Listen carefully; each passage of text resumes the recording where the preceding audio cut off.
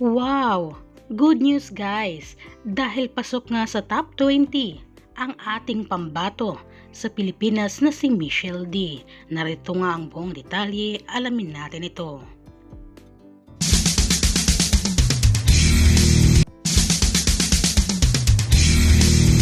Wow naman talaga! Sa wakas, nakabalik na nga tayo at pasok nga ang ating pambato sa Pilipinas na si Michelle D sa top 20. At ito nga ay talagang itinagumpay at ipinagpalakpak ngayon ng mga kapwa natin o mga kababayan nating Pilipino dahil inaabangan talaga itong Miss Universe na ito. At ito nga ang pasok sa top 20 ng mga bansa.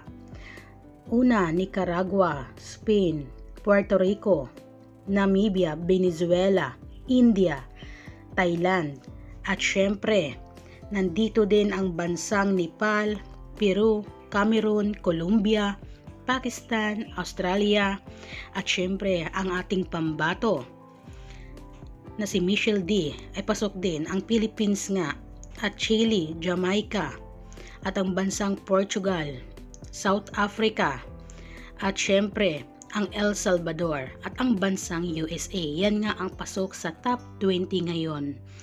At talaga namang marami ang nagbunyi dito nga sa pagkapasok ng ating pambato na si Michelle D.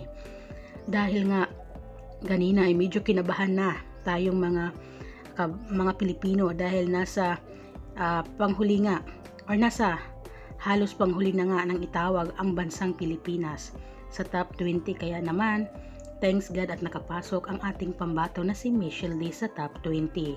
Talagang back na tayo sa naging Miss Universe top 20 dahil nitong nakaraan nga kay Celeste ay hindi tayo nakapasok sa top 20. Kaya ngayon naman ay pasok na pasok tayo. Kaya congratulations Miss Philippines Michelle D.